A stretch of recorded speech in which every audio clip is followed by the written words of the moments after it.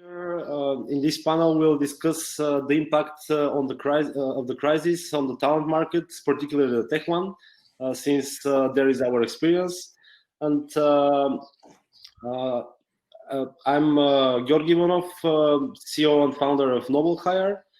And I decided to invite Ivan Vankov of Gatakka, since he has a pretty vast experience in the domain. He is a well-known developer, and he has interesting ideas about the topic. So I'd rather make this as a discussion. Surely I'll share some insights from our work throughout the conversation. And feel free to ask questions in the chat so that we can answer them. So hello, Ivane. I'm glad that the technical issues were solved, and we have you at least with the voice here. Hello, everyone. Sorry again, for some reason. I was able to fix it, but nice to see you all here. So first to mention something that I'm not an HR specialist, and I was quite surprised that they invite me to this conference and with this topic particularly, and they asked me, okay, we have HR specialists, but we want some outside opinion. What is your vision? Just I want to make this disclaimer that I'm not an HR specialist in any way, but yeah, I have some experience and I'm constantly communicating with other people. So I have a strong opinion about the current situations. So from where we start? Can you suggest? So maybe first of all, we can start from the question, how long do you think this would continue? And do you think it's something short term, or would it affect the industry for a much longer time? What's your opinion? You're talking about the crisis in general, the global pandemic. The pandemic will not pass. We will just start changing our behavior, and we'll live with it for years and years to come. Social distancing and stuff like that, it will not pass soon. They will remove some of the limitations, some of the quarantine rules and stuff like that, but it will not pass. So controversially, I think that this type of crisis actually are beneficial because they're a really good filter. The whole market, not only in Bulgaria, in general, in the world, the whole IT sector was going to a really, how to say, strange direction. Things started to get quite, I'm searching for the correct word. The things weren't good. Too much money, very little knowledge, too much expectations, very little delivery, overpromise, underdeliver, and that was the norm. That became the norm for most of the companies. All of us saw conferences of big tech companies that are promising revolutionary technologies and stuff like that, and at the end, it was just almost a scam. So this crisis actually is a good filter because it will limit the expectation and will make a good reality check who actually has a solid product that have a really beneficial, that is really beneficial for users, and who is just blowing up some lies and marketing stuff. And so from that point of view, I think this is really, really good. And this will impact many companies, and many companies, not many companies, but some companies will not survive because they don't have any additional value, and they are not agile enough to adapt to the new situation. Because as you can see, all the money flow just stopped. Literally for one night, all the investment, startups and stuff like that, risky investments that are more riskier, just stopped for one night. And many companies rely heavily on this type of funding, and they don't have anything else. They don't have strong teams. They don't have strong processes or processes that are agile enough to adapt to the new reality. And other companies actually were able, in matter of days or weeks, to find a different way to work, a different project, a different product, a different income source, a different way to cut down losses and stuff like that. This company will survive, which is good. So that's my general opinion. And so which companies do you think would be hit the hardest? Oh, cheap outsourcing, for sure. Absolutely. Cheap outsourcing will be hit first because they are replaceable and they're easily replaceable. That they will be the one. And of course, specifically the companies that rely heavily on a product that are about tourism, hospitality, stuff like that. My wife is working in one of the biggest companies in the world that is specialized in hospitality business, and they fired almost more than half of their team, international, worldwide. They left only the office in Sofia, and I think half of the people in London. Everything else is furloughed, which is terrible, absolutely terrible. It's interesting. I was thinking to leave this part of the conversation for a bit later, but since you mentioned it, you said that the company of your wife left the office in Bulgaria. Yep. Why is that so?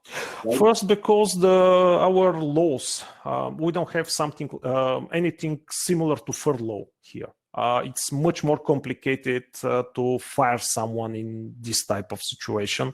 You have to pay compensation, stuff like that. It's not easy. So it's cheaper to them to sacrifice people in other parts of the world where this is allowed and to keep them here. Second, here is the core team. This is the place where the main development, the main technical skills, architectures, scrum masters, QAs, they are here. You know how hard it is to create a team. So they decided to, okay, this is our core team. Most of the talents are here.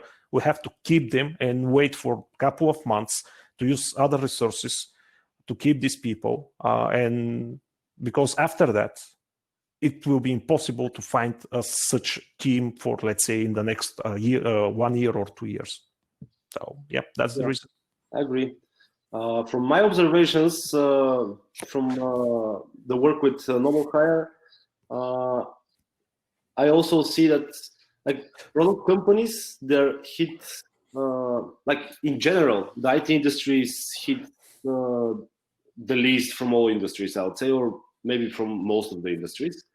But still, there are certain areas that suffer more. So for sure, the outsourcing companies, and I would say the smaller ones, small to medium sized, they suffer more since the bigger ones that have been established for more years, they've diversified their portfolio with different types of clients, including governments, banking, like the more conservative industries.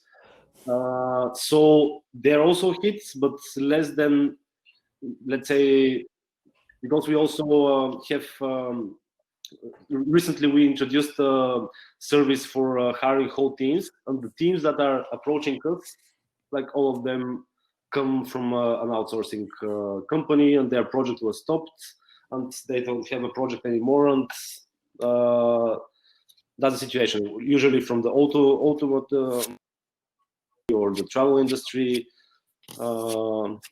or some leisure like golf fields, that kind of stuff. So yeah, like from what I can see, the product companies are hit much less. Still, some of them are freezing hires so that they can see how this will go, whether it will pass in a month or two, whether it will continue more I also believe that this crisis won't pass in 1-2 months. It's too optimistic for a person like me. Yeah, like I hope I'm wrong, but I also think that this would change the things for years from now.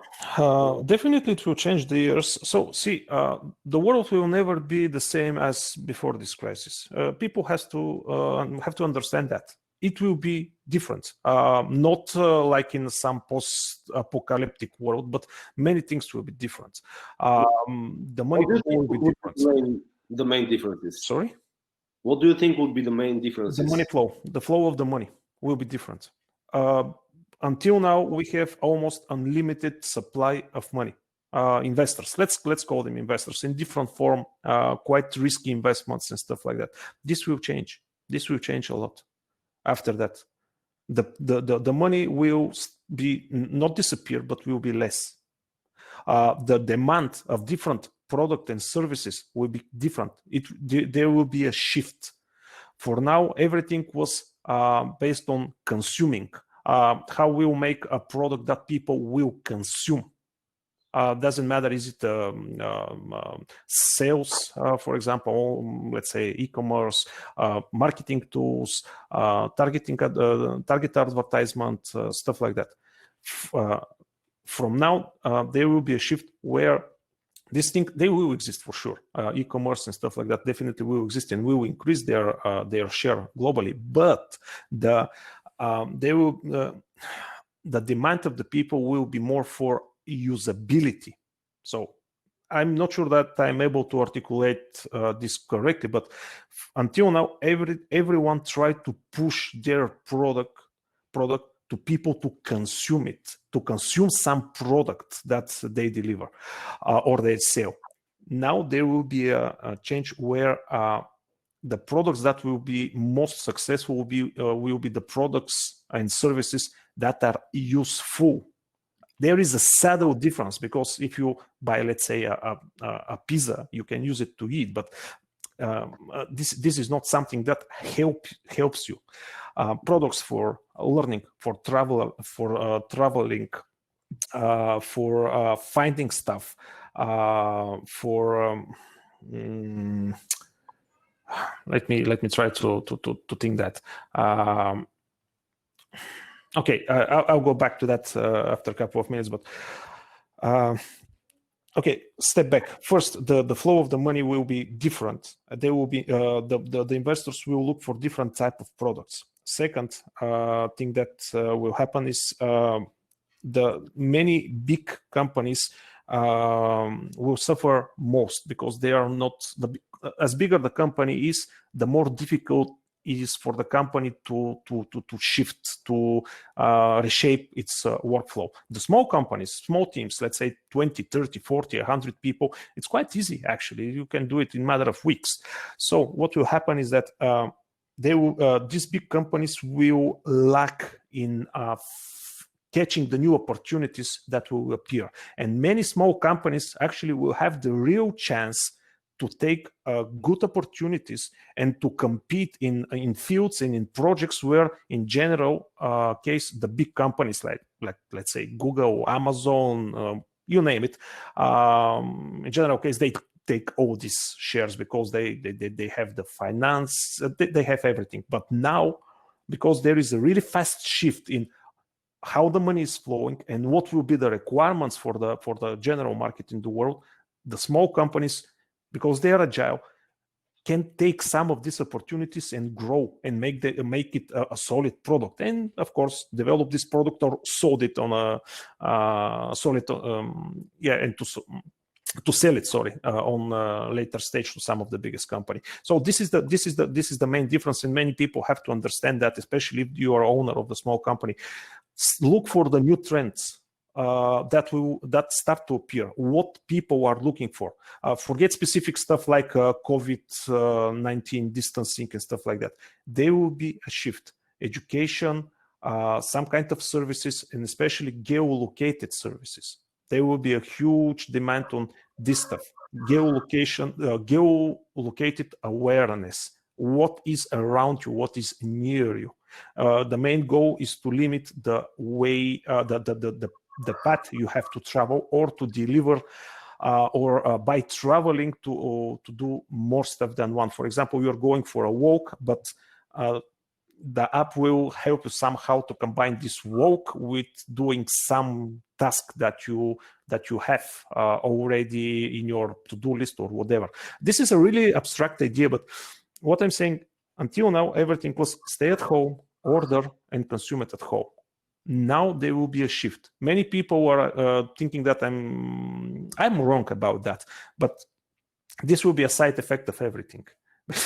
And I mean, I can spend around 30 minutes to explain why this will happen, but I don't think we have enough time for now. Have you seen what happened with Airbnb? There's constantly things happening with Airbnb. They recently announced that they're laying off 25% of their staff, like, which is something normal. Like the whole travel industry is completely frozen. So, but what they did, like, there was they launched this feature a couple of months ago, even maybe a year ago, but now it's starting booming. It's called Airbnb Experiences. Mm-hmm. And so basically inside the people who once used to be hosts, maybe mm-hmm. they're sharing, let's say, their secret family pasta recipe, and for 1 hour there are like 10 to 20, 30 participants. And they can, like, it's like a mini webinar sessions, mm-hmm. But like whether it's yoga, whether it's how to make sangria, organized by drag queens, or throwing flames and from their mouths and like making some show, and basically it's like it's an interesting model how they adapt to the whole situation. It's entertainment, it's culture. It's giving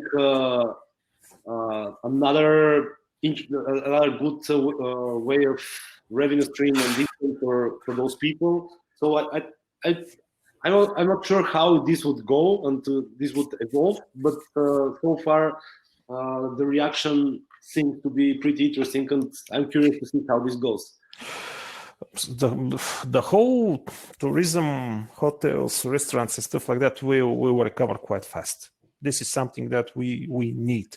This is, of course, it's many people doing that stuff just for pleasure, but it's necessity. I mean, we have to eat, we have to take a rest, we have to travel. So I'm not concerned about this sector. It will go back, it will recover pretty fast, and in general case, they have enough capital, and a lot of the people that are involved in this sector are easily replaced. It sounds really bad, but that's the real situation. Yeah. You have really few people that are critical. I mean, the managers and stuff like that, and let's say the master chef in the kitchen, or some really good waiter. But most of these people are easily replaceable. So for that reason, most of these companies are firing this type of people, because they know later on they will be able to hire them again without any troubles. What do you think would, like, if we shift a bit the conversation to the talent side, mm-hmm. and like we discussed how it will affect companies, but how would it affect the different types of talent? And I'm talking about like more junior people, more senior ones, more specialized ones, more generalists. And in terms of, I don't know, global situation, and also it would be interesting to hear your opinion on the Bulgaria case. The Bulgaria case will be the same as all over the world. We are not isolated country. Everything is connected. So what will happen is, first, it will be, as I start this conversation, this is a filter. This crisis is a filter. Many companies will not disappear, but will shrink, and will fire some of the people that are not so useful for them. So for junior people, it will be much more difficult to enter in the market to find a job, because there is no the demand is not so high at the moment. It will change after a year, but at the moment it's not so high. So the main people that will be affected are the juniors that don't have experience. From my observations, I can totally confirm this. About the seniors, everybody will try to keep their seniors as long as they can.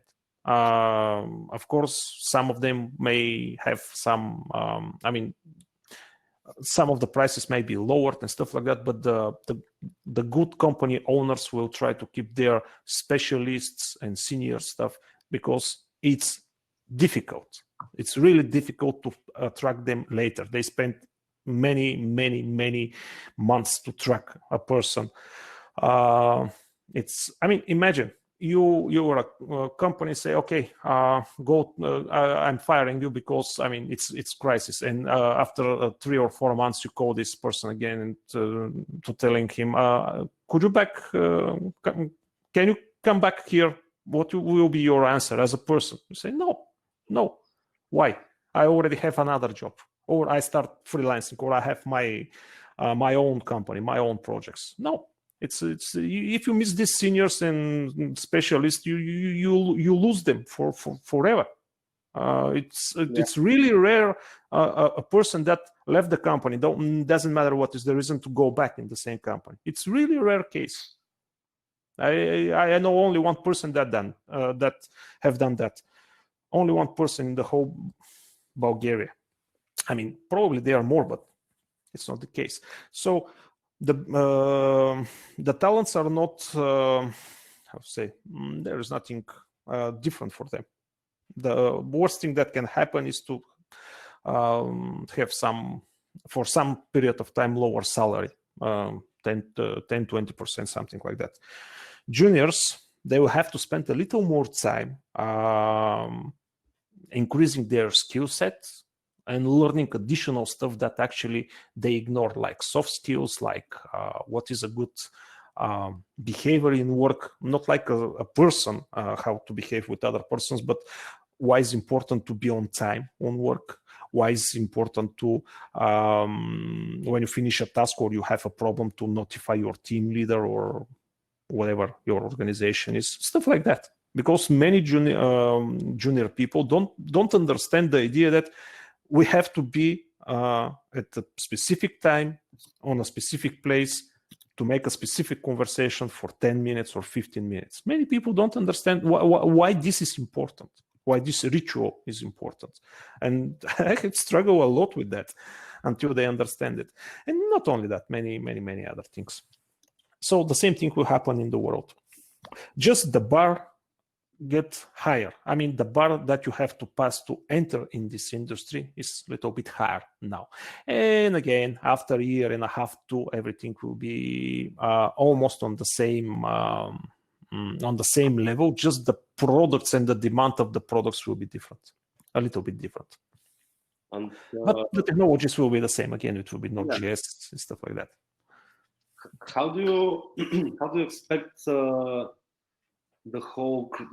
this situation to affect the hiring in the companies that are still hiring, and the habit of people? Like there is the so-called active talent and passive talent.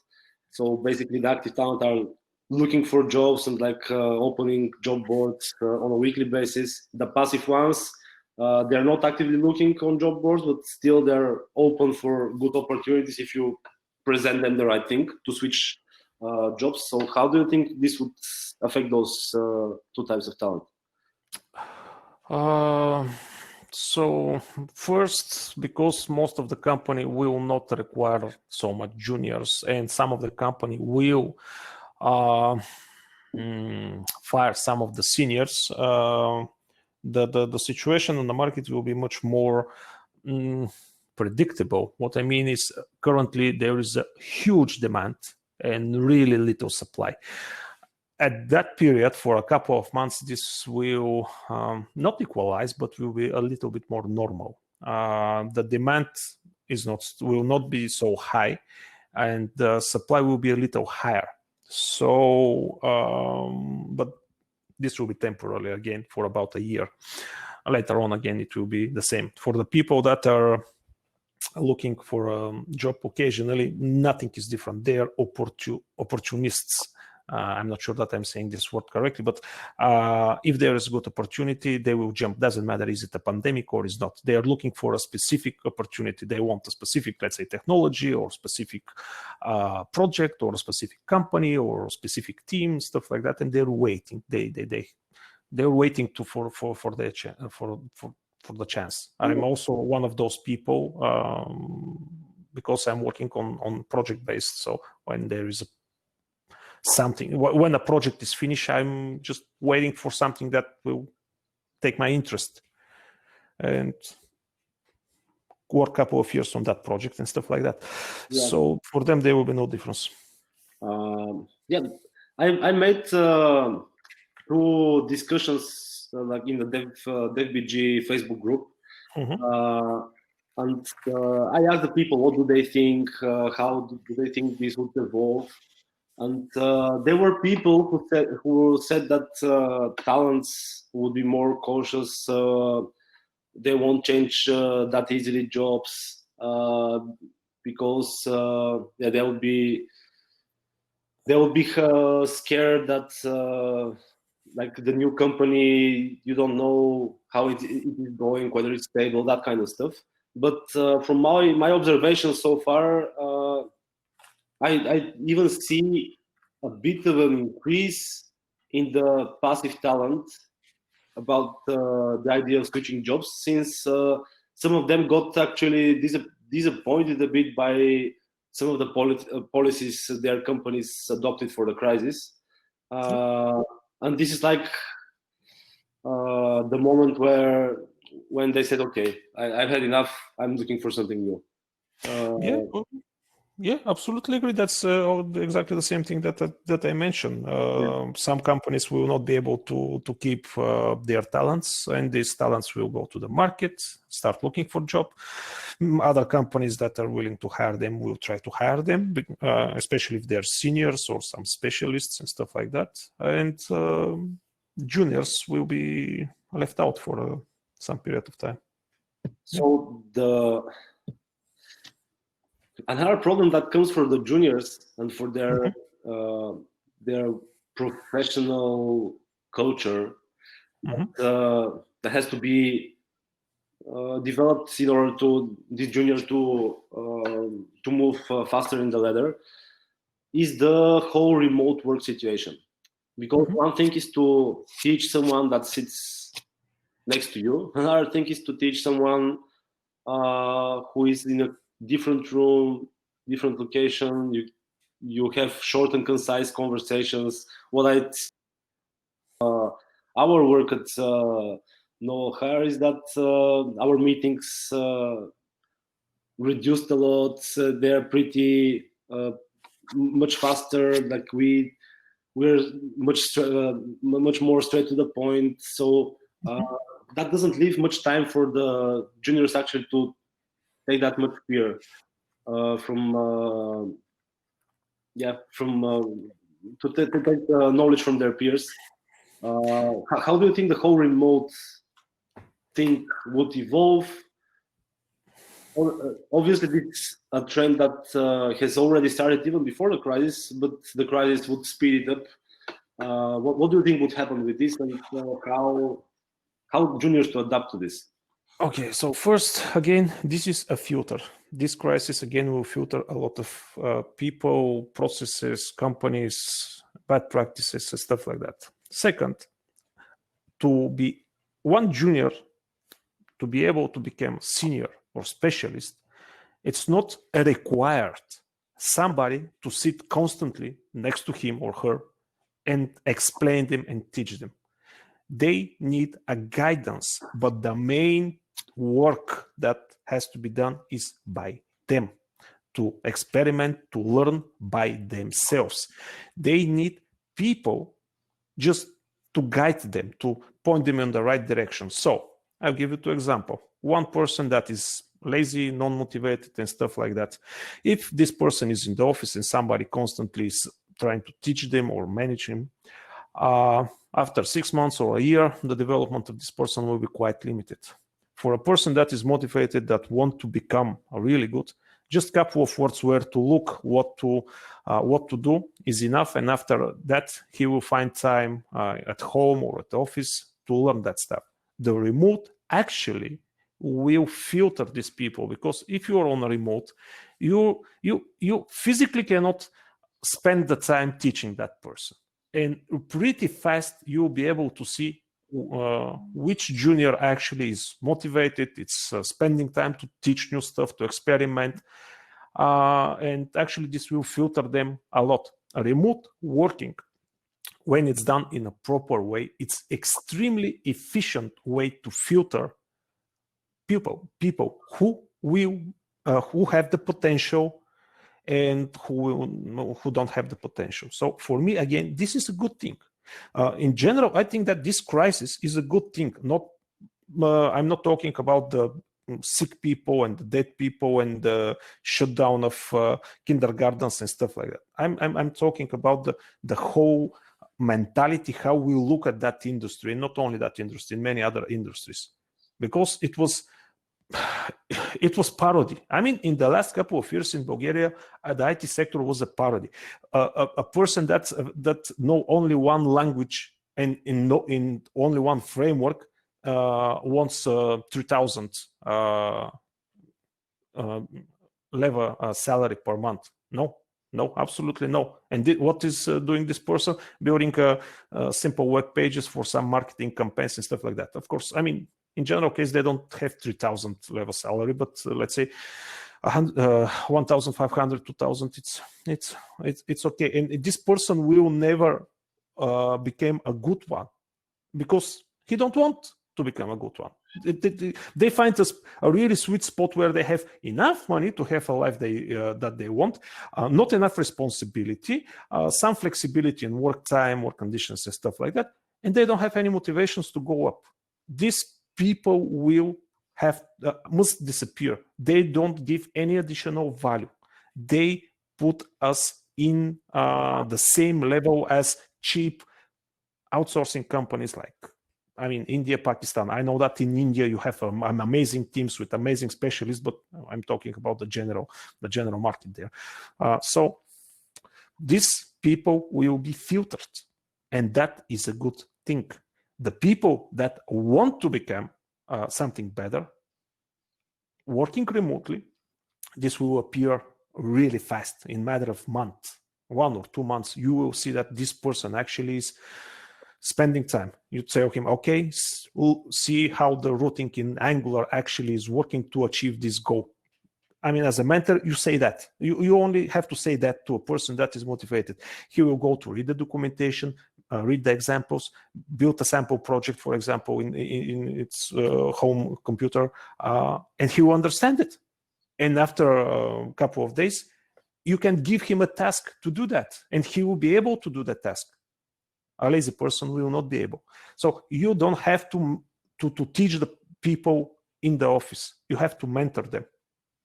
I think that, yeah, that's my opinion. Okay, I agree with this. And because I'm talking so much, please stop me when I'm. What you're saying makes sense, and is a bit controversial to most people's opinion, and I believe it needs the explanation. But yeah, like what I've seen, like we've had people coming to interview to become software developers at Noble Hire, not for some of the other clients.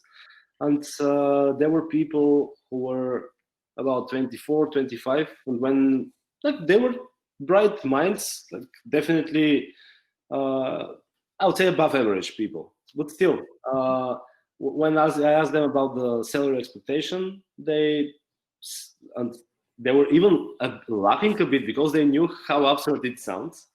But there were numbers like 8,000, 8,500.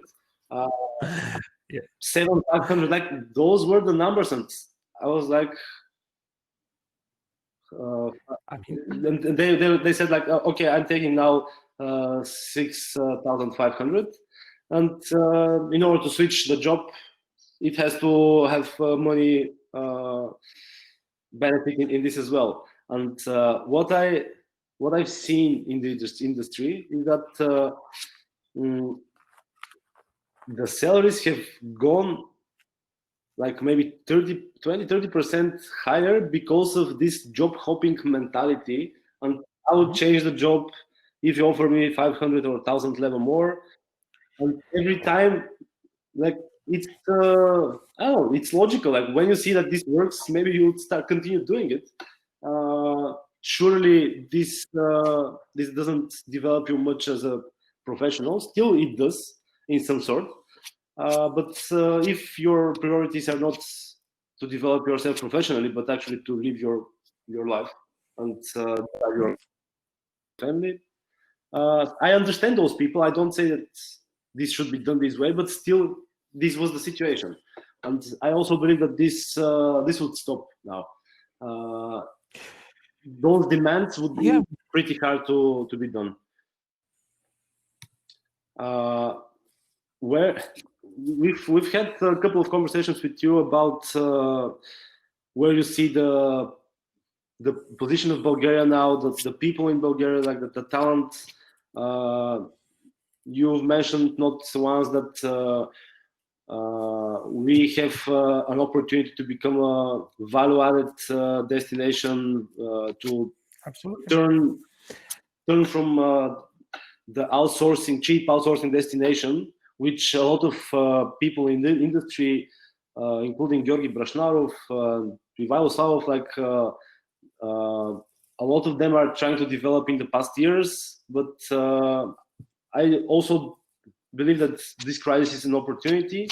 And how do you see this service call center outsourcing driven industry to turn into more R&D, more products based, like more value add industry? Like what do we need in order to speed this up? We need, I mean, as I give you the recipe a couple of minutes ago, one of the possible recipes. This is an opportunity because right now the big companies will be quite slow in adapting to the new environment. I'll give you an example. Google actually yesterday announced that their application review will take 7 days or more, because they are not able to adapt. I mean, 7 days or more just to approve your app. Imagine that, because they are not able to adapt to the new environment. This is a really silly case, but big companies are not adapting fast enough. But the opportunities in the new situation appear really fast. Small companies that are looking for these opportunities can make the risky step to start investing in them by using their talents that are currently here, and to develop product and services based on these new requirements locally. And this actually is because, I mean, to become a product or a value-added destination, I mean, you must have this value. So what I mean by value added is not to have some patents or to have some amazingly bright guys that are doing, I don't know, calculus in their head and stuff like that. No. That means that we have some know-how how to develop the products successfully, on time, on budget, that actually limit the friction between, let's say, different moving parts in the whole system and stuff like that. We have that knowledge. In the last, let's say, 20 years, we steal from West and from East all the good practices. We learn how to manage projects, how to do a risk management, how to manage people. We adapted these processes to a Bulgarian reality and stuff like that, and they're successful. So what is good to happen is to actually, because the outsourcing right now is quite limited, companies that are having free resources as people or money or both of them to start looking for new opportunities and start developing these new opportunities. It can be a product, it can be some value-added service, or the best thing is to be a mediator. I talk about that in a couple of conferences and a couple of other talks. This is the real thing. I mean, this is the thing that is much more easier to be done, much more successful, and it's completely independent in the future for any type of global crisis and stuff like that. This will. What do you mean by being the mediator? So I always give you the example. Let's say you want to build a house. Okay, you're let's say a developer or doctor, doesn't matter what you are doing. You are not start making architectural plans by yourself and hiring people and learn to drive a tractor and stuff like that. No, you go to the company that specialize in that and tell them, I want a house. I want house with these parameters. And the company consults you and they tell you something like, oh, this pool is not good to be on the roof. Maybe it's better to put it on the ground and stuff like that. So you agree on the money, on the time, on a shape. You pay them, and after a couple of months, you go and you take the house. You don't have to care about cement, workers, architects, materials, supply chains, regulations, stuff like that. You pay extra on that, of course. So what is happening with a particular IT project? Because in the last couple of years, that's almost what I'm doing. So imagine you are a specialist, let's say in logistics or supply chain or whatever. You're a specialist on that. You're not a technological person.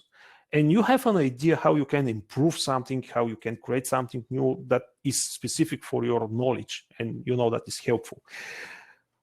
You cannot do it by yourself. You don't know how to manage IT projects. You don't know the companies. You don't know the risk. You don't know a lot of details that actually will make the difference between success and failure. So if you go to a company that can take all this thing from you, and you don't care about who will realize it, who will actually build it, it's not your problem. You want that to be built on that time with that budget.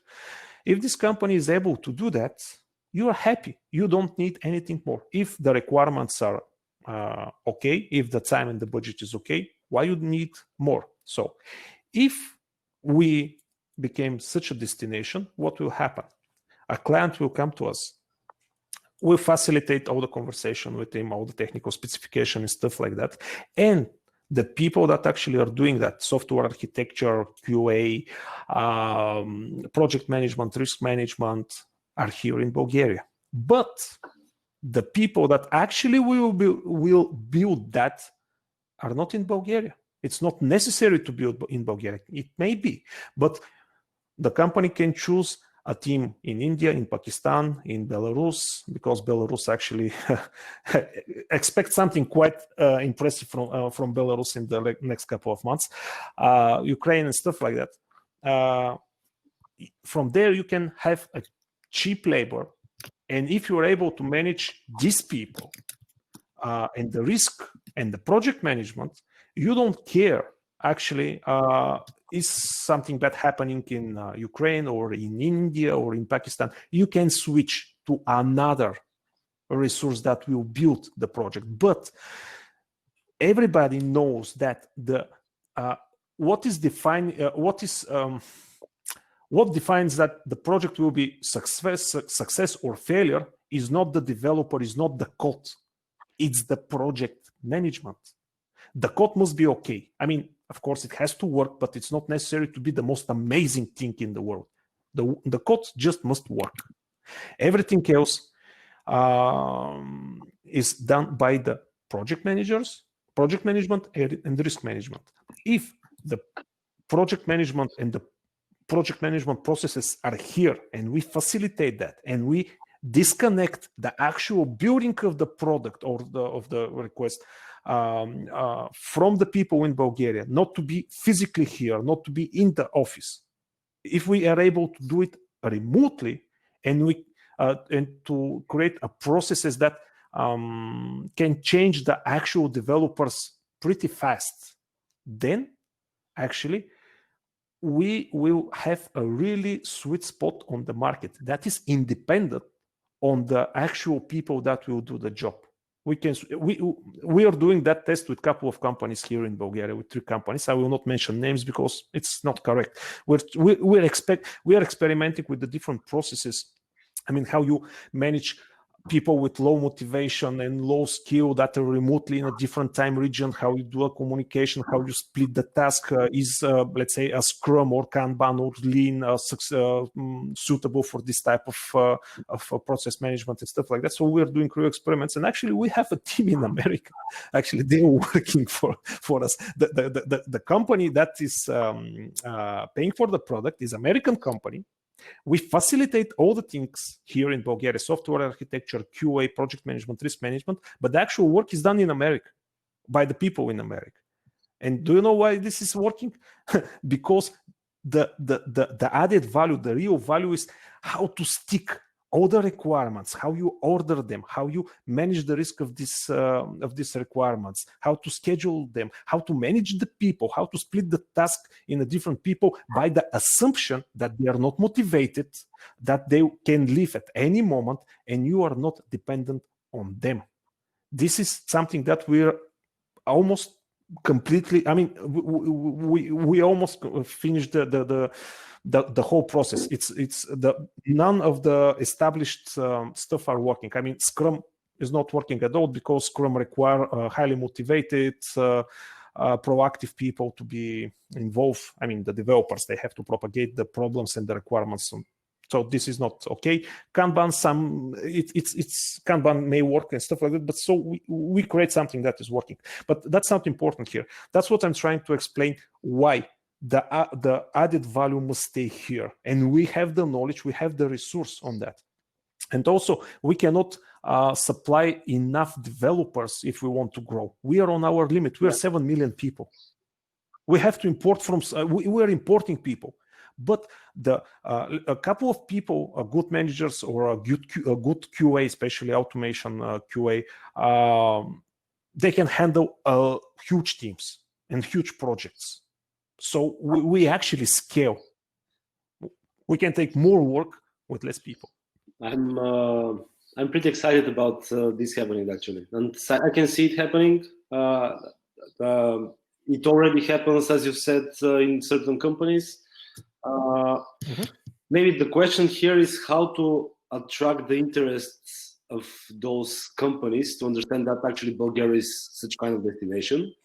And maybe second of all is if the demand increases, how would we, because at the moment we have certain talent pool with good product managers, product owners, which is almost at the top of its capacity, or maybe it has like 20% more availability, but that's it. How do we import the talent from abroad with such skills? Do we train them here? It's interesting to hear your opinion on this. Okay.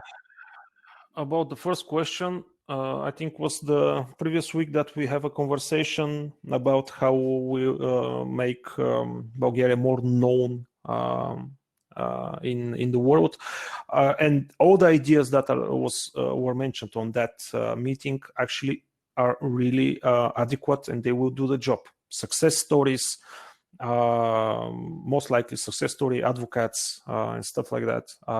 This will help. If you, I mean, how you choose to buy a flat, for example, when you're looking for a flat. Okay, again, the location is important, but most of the people are asking, who is the builder of that building? Is it the company A or the company B? And they are asking other people, is that company A, good for what you're thinking? And somebody may say, no, I have leaks in the roof after 3 years and stuff like that. So this company is bad.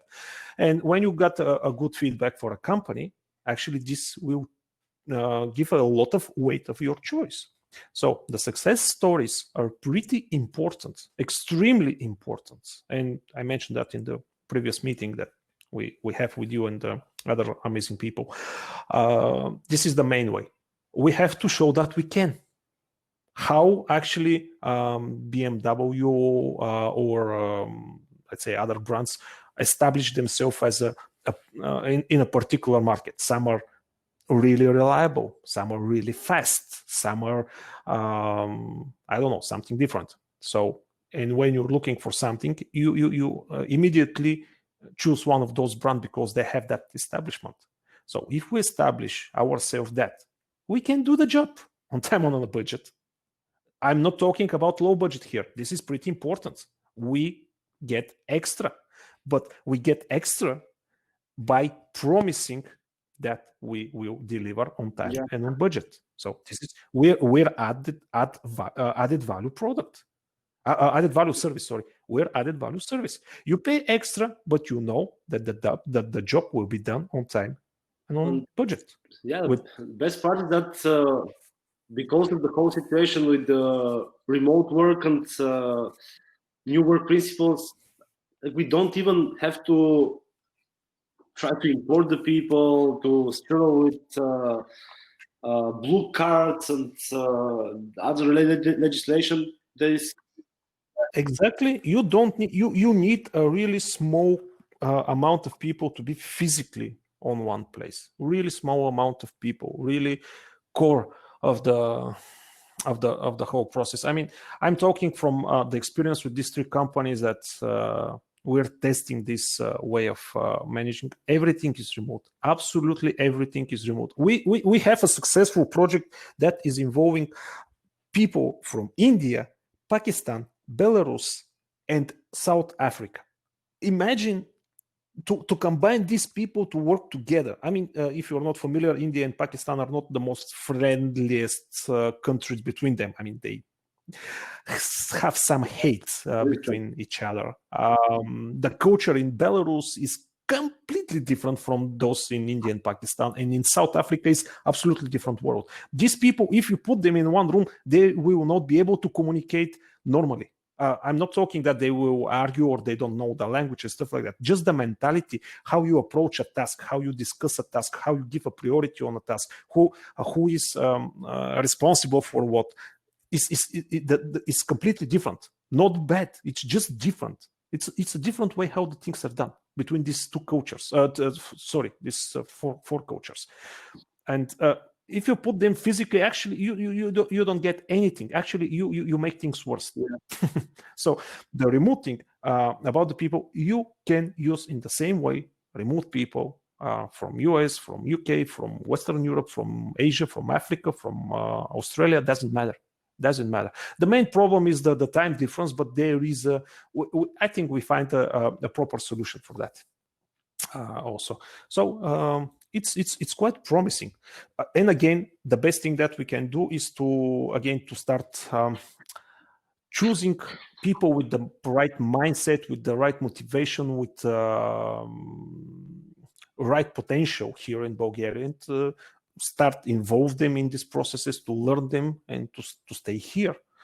Of course, because definitely, I mean, in that process that I'm describing, you need a couple of people that are really good. I mean, if they are bad, the whole process will fail.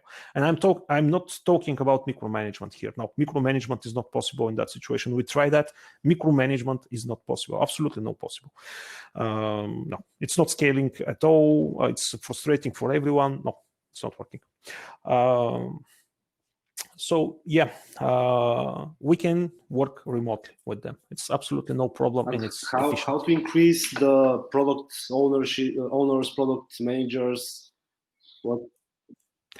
By automation and the proper processes. Everything from this industrial revolution until now, every time when you want to increase the capacity of something, you start to improve the process of managing it. Doesn't matter if you're managing a supply chain, you must manage people, you're managing a production line, you always try to optimize the processes that are working. And by optimizing the processes, I mean to stop in every process you have some deadlock. You have some concurrency. Somebody is waiting, A is waiting for B, B is waiting for C, C is waiting for A, and stuff like that. You have to identify these points in the process and make them disappear somehow by changing the process. And also automation. For example, in the QA, I mean, automation in QA testing, actually, if you have a good QA automation QA engineers, you cannot imagine how big projects one person can handle with ease. Not manually. Manually, you cannot do that. But with automation, and now we have the tools, and they're constantly improving. We also have a lot of automation in the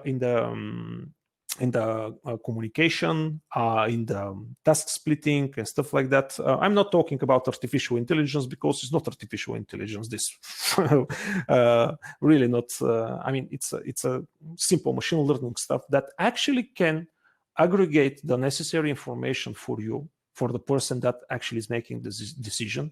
And the human will make the decision, which is good, which is bad. But all the information is aggregated, presented to you for an easy way to consume, and really easy to make a educated guess, to make the decision, to make the call, and to start the process, and also to react to particular difficulties in the process. So we have the tools to optimize all of that. And this is the only way how you can increase the capacity of something, by making the process more streamlined. So that's the only way. Are you inclined more that we don't need more product managers? We need to enable them, or they to enable themselves to work on more projects by optimizing the processes? By optimizing the processes, it will be it will be easy for them to work on more projects. It will be easy because they will have less friction with every single project, and they will have the time and the mental.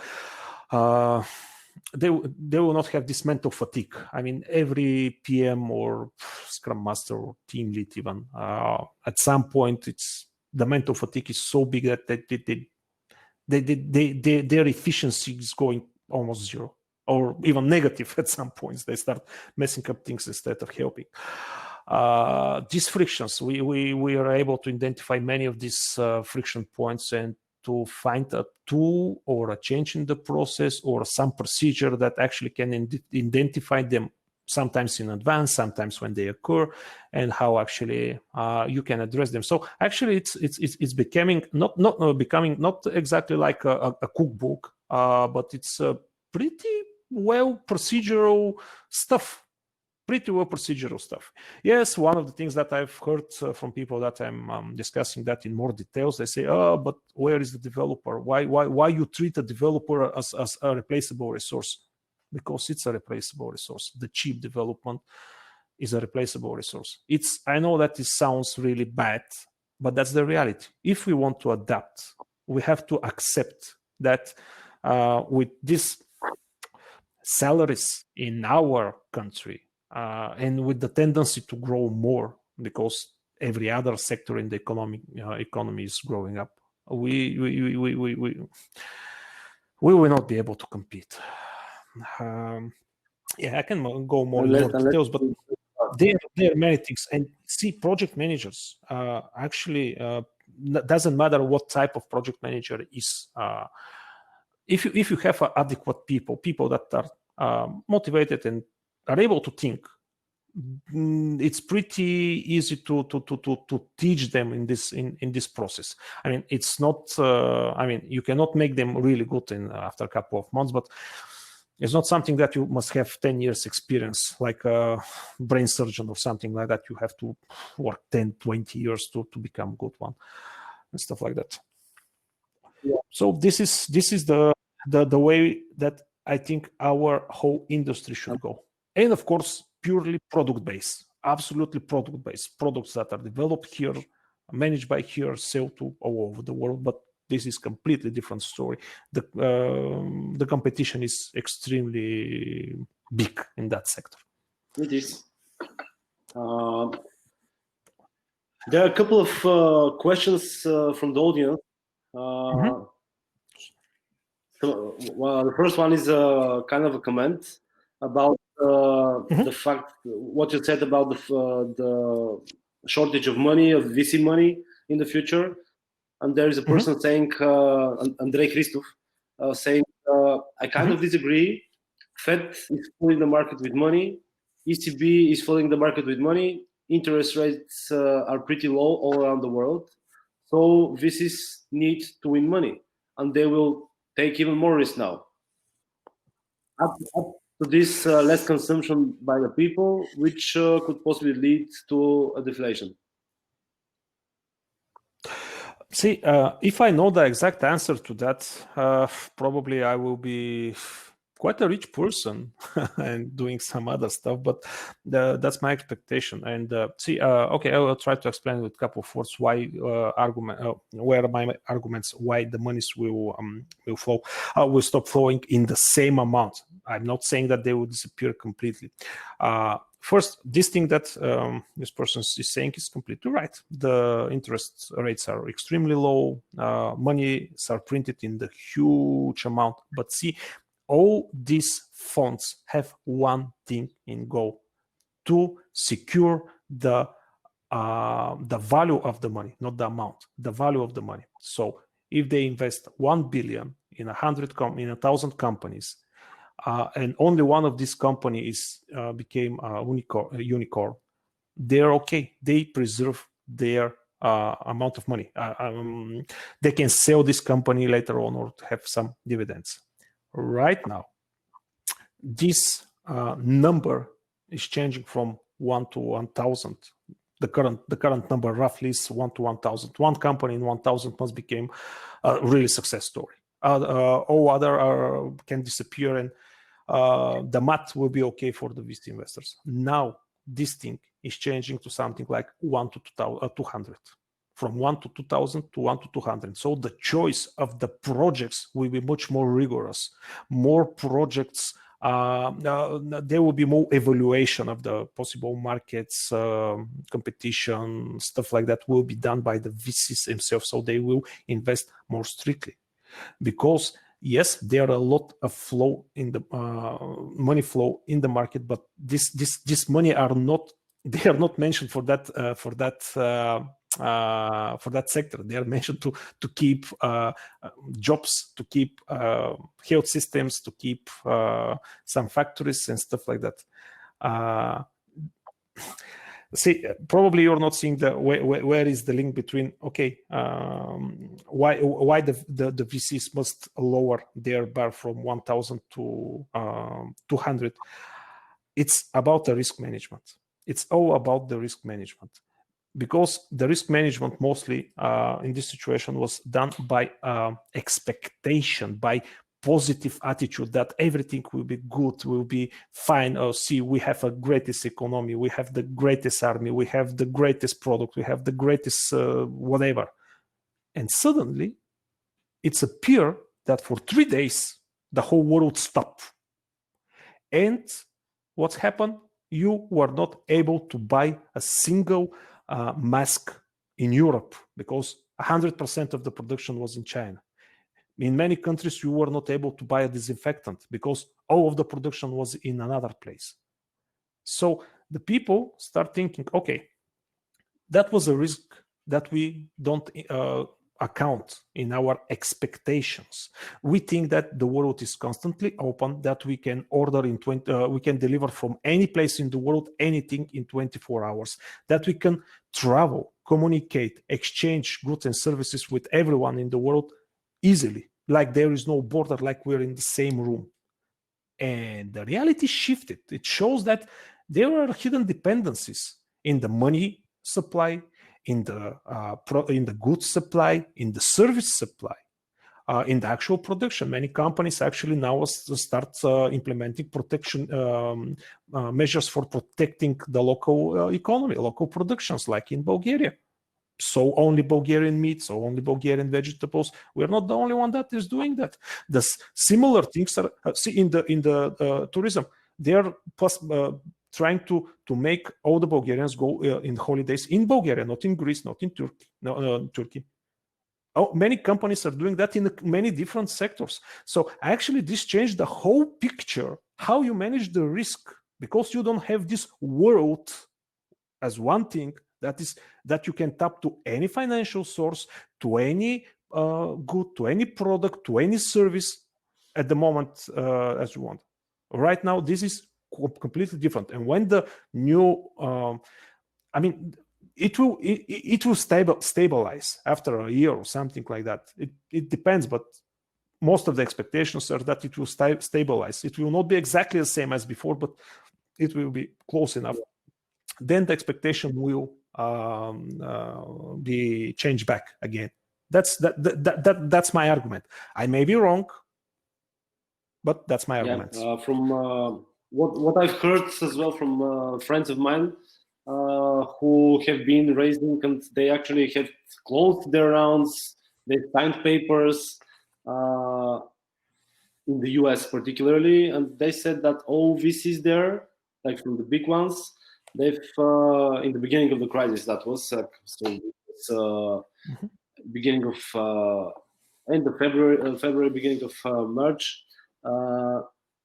They said that they've cut all their investments for the next 6 months, particularly the bigger ones, and like they surely, most probably, if their business survives, like the friend of mine that I'm citing, I'm quoting here, they would invest in 6 months, or who knows whether the strategy wouldn't change. But yeah, like topping all deals and like already negotiated deals, that means uncertainty. That means change in strategy. And there was one really good talk of Ray Dalio. It was a TED talk like recently in the last month, and he was talking about how the industry would change, that the world won't be the same after this crisis, and for good or for bad. I'm also an optimist, and I believe that this is something that actually would improve the things in terms of optimization processes, connectivity, like all of them. I'll continue with the other question. What skills would be meaningful to acquire now in order to prepare for the post-COVID era?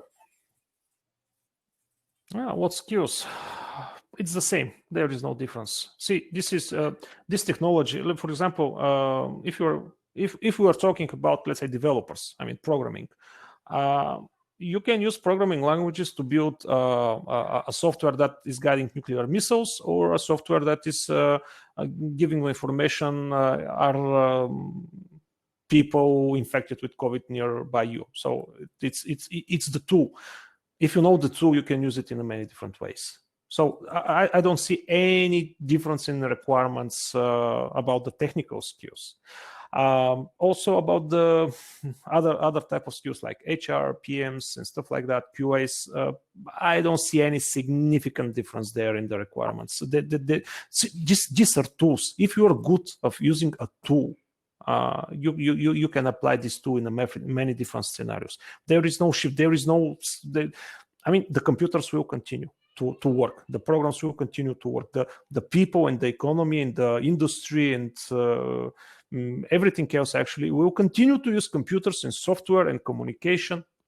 So I don't see anything here. Okay, and a question from Roberta Kostadinova. Would you say that these core values of being correct, honest, punctual are the most important ones? In the high quality teams, absolutely yes. If you have a small team of specialists that is extremely high productive, with extremely big quality, this is absolutely necessary. I'll give you an example. I don't like to give examples with me, but I think this one is particularly good. I worked for a couple of years in one of such teams with amazing guys, and we've done something that was really, really, really interesting. But doesn't matter. One of the people shot at me with a BB gun because we argue about how one thing has to be done. This is it may sound strange, but this is the highest level of honesty and connection between people. When you're able to do that, see, the good thing in that case, when the people are honest, they express their opinion with arguments, of course. They respect other people. Is when you start brainstorming, because in high productive teams, you're constantly brainstorming. You're constantly. In every conversation, you're brainstorming with that with other people's. This set the whole mood of confidence, of openness, of acceptance, where you can share even stupid and crazy ideas that can be commented by other smart people. And actually, many times from a stupid idea that, on the first sight, it sounds like a stupid idea. Actually, it became something extremely useful. And again, in the current team that where I'm working on, in one case in the lunch, we have some trouble and we start throwing some absolutely crazy ideas how we can solve it. And one person say, okay, let's use that particular thing, something completely forgotten, something that is used. It's not used for, let's say, in 10 years ago or something like that. And we start thinking in the details, and we said, actually, this will do the job. And now we actually have a product based on that technology, successful product based on that technology because of that idea. This is for high performance core teams. For teams that are working in the, not such environment, okay, let's say it like that, it makes absolutely no difference. Absolutely no difference. And in many companies, especially the big ones, this type of behavior is not encouraged.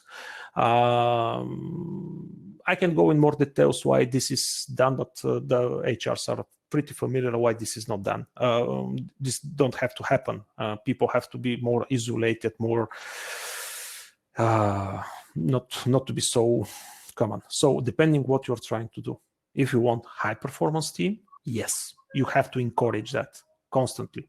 If you have a production line where one person is doing one or two jobs and is not interested in other people's job, then this will hurt you. This will hurt you. This will lower the performance and the whole team behavior. There is one more question from the audience. Do you think that we have the business and leadership know-how to provide the value as a product destination you mentioned? Absolutely yes. Absolutely yes. I see. Before a couple of years, I start to travel the world in meeting different people and business owners, stuff like that. Before that time, I was quite constrained in my vision about the world in Bulgaria and the business around other parts of the world. And I constantly thinking that, in Bulgaria, we're a small country. Probably people in the West know better. And when I start meet these people, start working with them, talking with them, see how they actually work, what are their processes, what is their way of thinking and decision making, I actually start to see that we are not so far from them.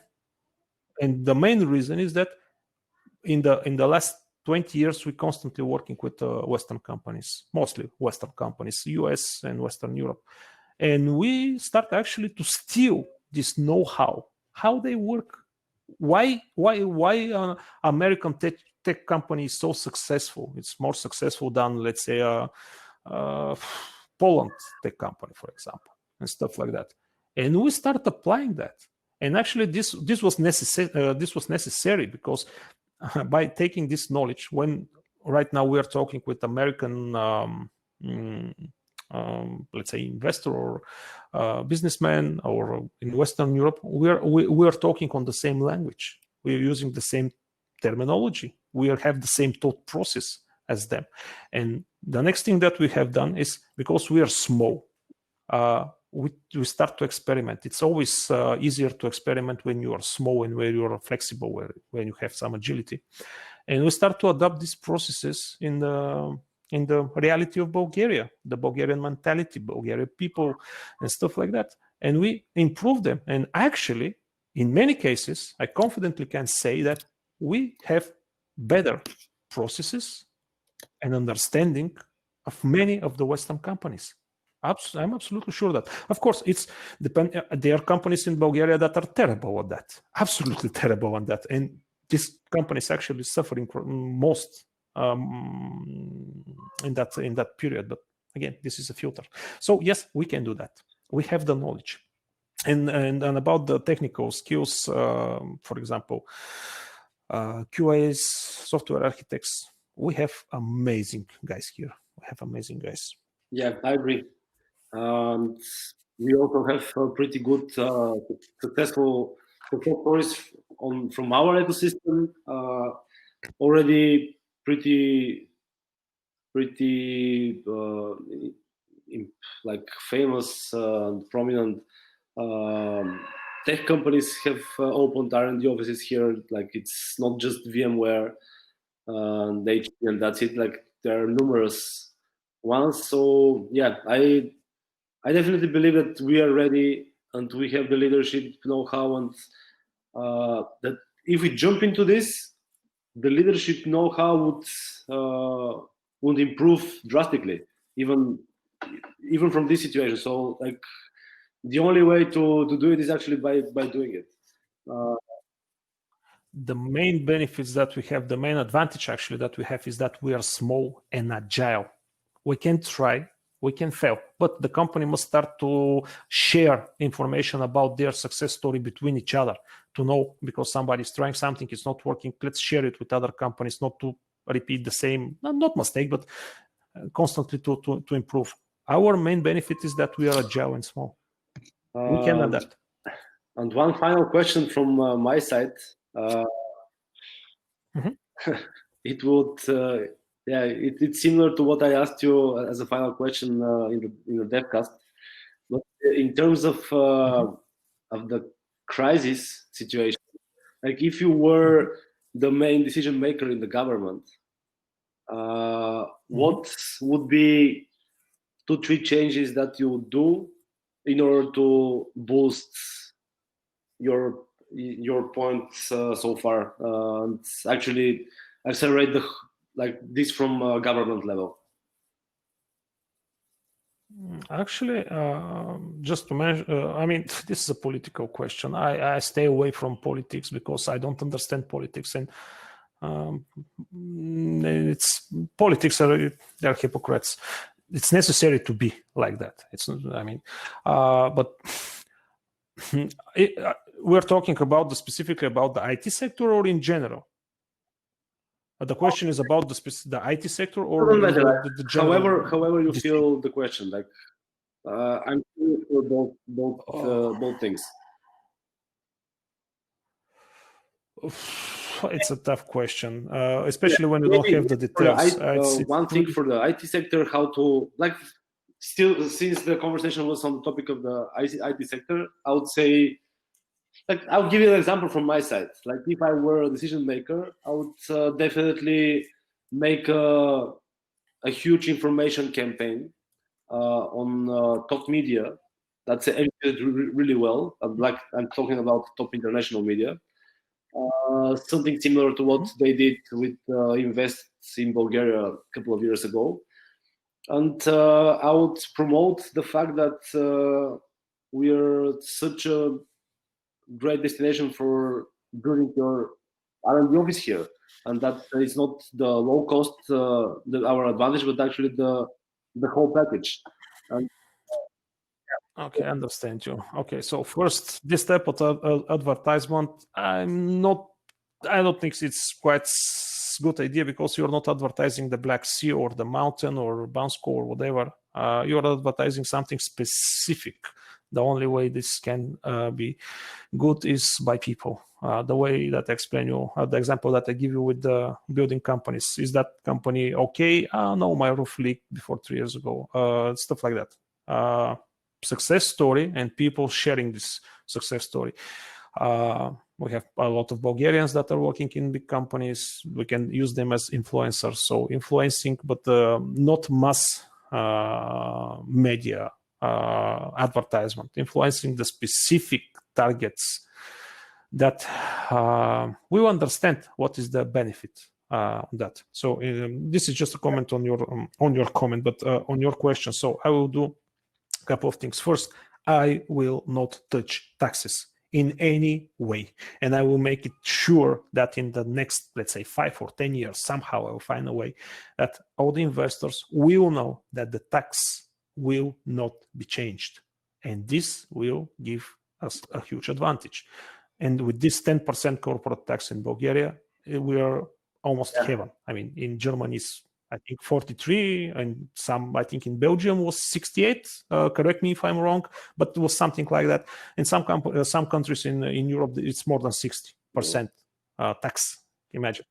I mean, with taxes, it's always difficult because, I mean, we're talking about corporate tax, and the other thing is taxes about the social security, pension investment, stuff like that. But see, we have lowest taxes in Europe. This is huge advantage. I will not touch that. Second thing that I will make is increase the internet capacity. When you're building or repairing a road, make a trench nearby, put optical cables there. We are at the limit of the current capacity in the optics backbone in Bulgaria, because we were really good before a couple of years, because we started with fiber to the home decades ago, and the investment in that core infrastructure stopped. Yes, we are okay. But this is not something that you can fix for a month or a year. It's a program that you have to start doing right now to be prepared for the next 5-6 years. We have to increase our capacity, our backbone capacity 10 times. And this is the second thing that I will do. The third thing is actually they start doing, the current government start doing something like that. I will allow the experts to enter in the schools, to start early profiling of the people, of the students. I'm talking about 11, 12, 13, 14 years old, something on that age, to start profiling them. And the persons, the kids that are showing interested on that, to have programs, of course, that are their kids. There will be some rules, some regulations, how this will happen and stuff like that. But these kids to be able to touch a real work, to touch a real experts, to ask a real expert, to guide them. See, again, we're going to that point. You don't have to teach, you have to guide. And the person that want to become better, it will teach itself. He will teach itself, himself. And so that's the other thing. Let's allow the experts to guide a potential candidates for the future from early age. And what else? Yeah. I think that's enough. This will help enough. Everything else is organized. You have a free money flow. You have a security in general. That, I mean, it's not seems that we will have a war or something like that. That let's say the government will say we nationalized all the assets of the country, and the private properties disappearing and stuff like that. We have that. We have free money flow. Corruption is something that actually is messing up with a lot of small investors. That is something that has to be addressed. The big ones don't have a problem with that because they're big one. They take shortcuts. But for small investors, corruption on a regional level, it's not a good story. I heard stories from Plovdiv and Varna. It's not nice. It's not nice. absolutely not nice. People start talking about that with their colleagues, and this changed isn't their decision. this corruption that you're talking about, isn't it more common in the other sectors? Have you seen something like that in the IT sector? Yes. No, I'm talking about the investors. I'm talking when let's say Western or the Eastern company is trying to build an office, to make a company here, to make to hire people, to make all the legislation, because you have to create a company here in Bulgaria. You need to have I mean, there's a lot of regulations and the local governance and the local administration in the town. Sometimes it's not playing nice. I mean, it's pretty bad because we are talking about small stupid stuff, like asking for, let's say, 100 leva for making this document 2 days faster or something like that. I mean, it's bad. It's bad. It's really bad. Okay. Thanks for the whole. Yeah, this actually can be solved by e-government, but that's a completely different story. If you limit the need of the investor or any other entrepreneur to work with physically to work with the local administration, you will limit the corruption. And the easiest way to do that is by electronic systems.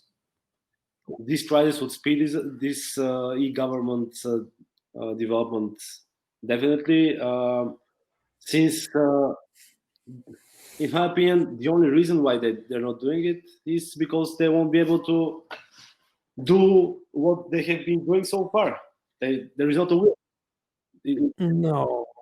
No, I'm not agree with you here. Sorry that I interrupt you like that, but actually, why you don't invite Bojo? He's quite familiar with everything. I mean, he's quite deep in this stuff. He will explain you the real reasons why this is happening. It's not because they don't want. There are many other factors that actually make it extremely difficult. For example, the education, this system for online education, they're trying to do that in the last 4 years or something like that, but they constantly как е обществена поръчка? The public order? When I forgot the exact term, but there is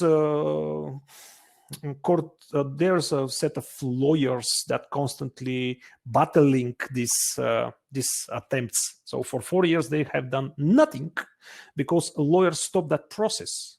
And then for a couple of months, actually for less than a month, they've created something that is not best, but it's working.